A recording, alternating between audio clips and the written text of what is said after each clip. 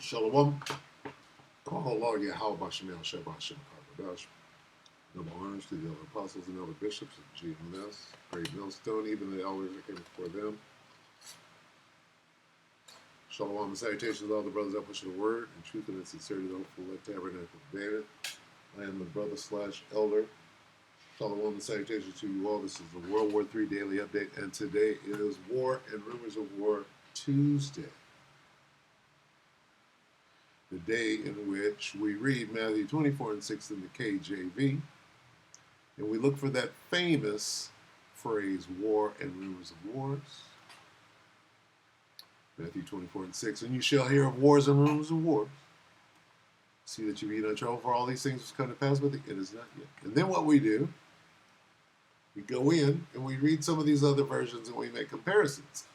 NIV has wars and rumors as well. NLT has wars and threats. So we got wars, we got rumors, we got threats. Go down to good, right? Good. We got news. News of battles far away. In the good news. You got into good news? News. You got rumors, threats, and news. Right? And reports, rumors, threats, news, and reports. Going into what? Going into, what does rumor mean? It means fame. Report, fame. World War III, you will hear of war everywhere you look. War here, war there, war. Not, well, either there is or there is not war. That's not what rumor means in this situation. Rumor means all you're going to hear about is war. The fame of the war, the constant reports, the constant threat of war. War, all the time. Where is it? Reports. All you're going to hear about on the news.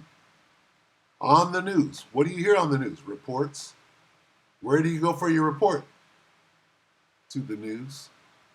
Going to go watch what? The news. Why? Because all they're going to be talking about is war. That's what it means by rumor or threat. Always the threat of war. Always the news of war. Always the reports. That's all you hear about. That's what it means, rumors. All you hear about all the time, non-stop, on the block, right? A crazy nigga out there fighting against himself. War. Okay? Rumors, threats, news, reports.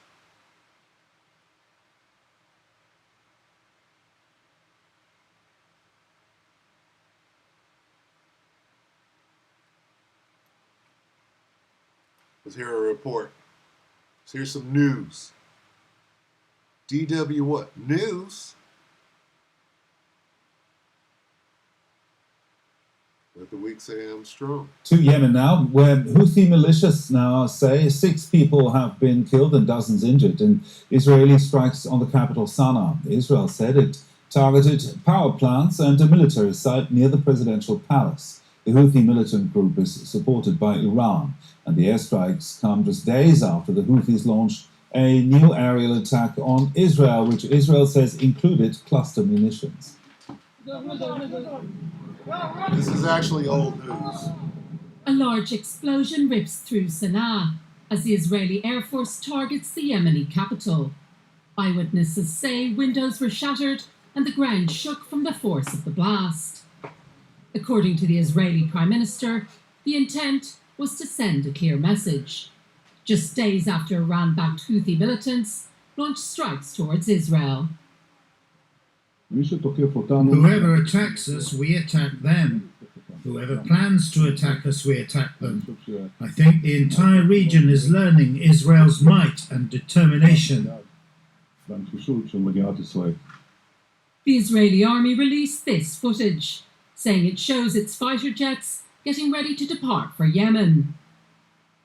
Their destination, around 2,000 kilometers away.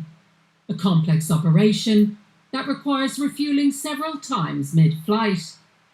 Israel has carried out many retaliatory strikes on the Houthi-controlled Yemeni capital over the past 22 months, in response to missiles and drones fired at Israel by the militant group. Most of those projectiles have been intercepted, but a missile shot down on Friday could signal a new threat. Israeli media reports say it contained cluster munitions, which indicate Iran is providing the Houthis with improved technology that's more difficult to intercept. I'm now joined by DW senior correspondent Fani Fachal, who is in Jerusalem for us. Good to see you, Fani. Good morning. So Israel ordered this strike in retaliation to an earlier attack from the Houthis on Friday. Is there any chance now that these escalations could intensify further? Absolutely.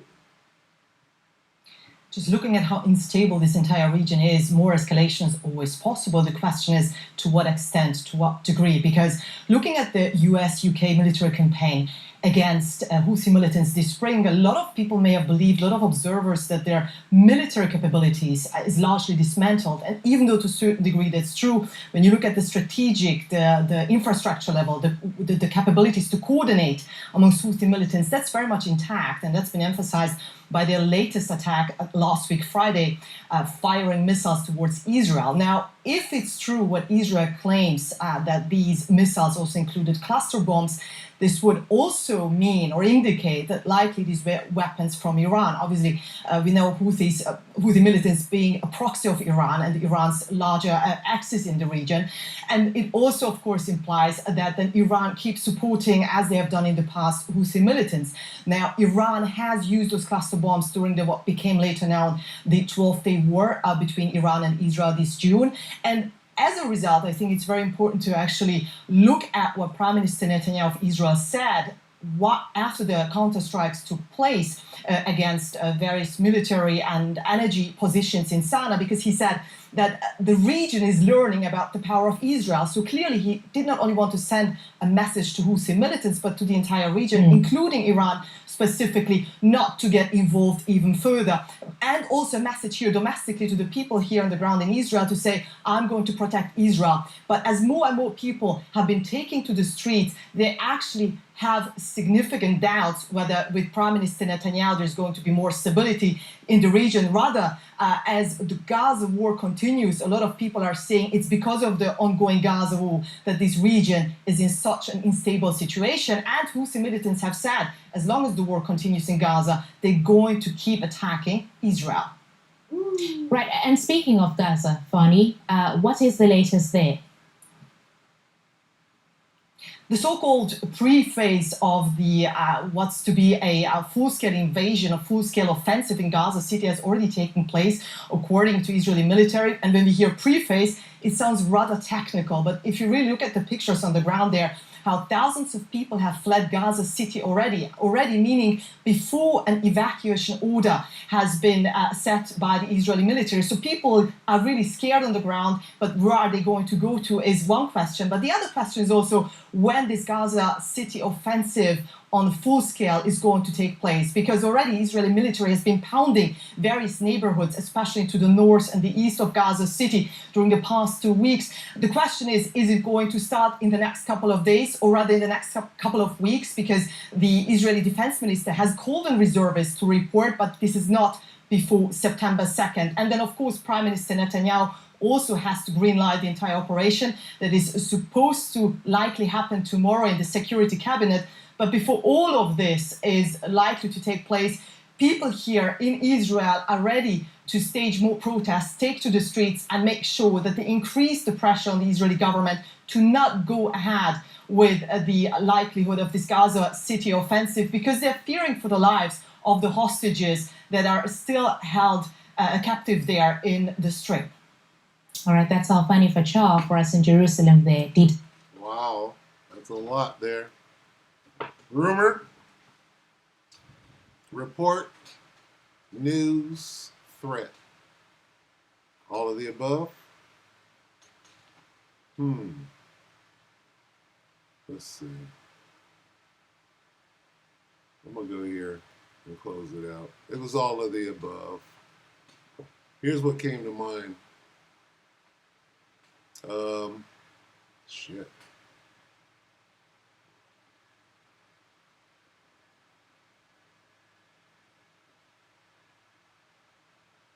Second Ezra 16 and 22. For many of them that dwell upon the earth shall perish of famine. What's going on over there right now? And other that escape the hunger shall the sword destroy.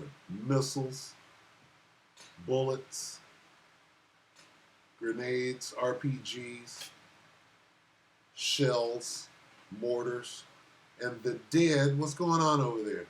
By the thousands, hundreds of thousands. And the dead shall be cast out like dung. That's what's happening over there right now in that war zone. In the beginning of sorrows and great death, the beginning of famine and great death, beginning of wars. Slovakia. The dead shall be cast out like dung, and there shall be no man to comfort them, for the earth shall be wasted, and the city shall be cast down. So this is just the beginning of all of that, right? The beginning of rumors of war. The beginning of nothing, hearing about nothing but war.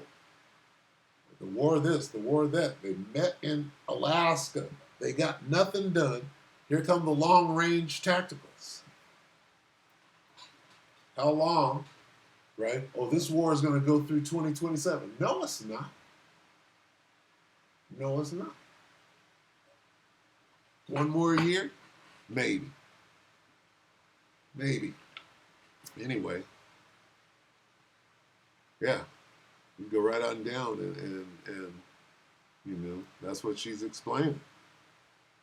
She's explaining that the people are protesting. Protesting what? Well, we're in a war. They're senior correspondent. We appreciate firing missiles on us every day. Yemen is getting strikes with imaginary cluster bombs. Right? EARMS. What is it? EARMS. Iran, the Armenians done hooked them up. It's a real fight over there. So I'm going to go out like this. The old-fashioned way. Revelation 11 and 14, in any version, says, the second woe is past, and behold, the third woe is coming shortly. Here comes World War III at its fullest. All right? With that, stay tuned. We'll see you tomorrow, Lord willing, with the update. Shalom.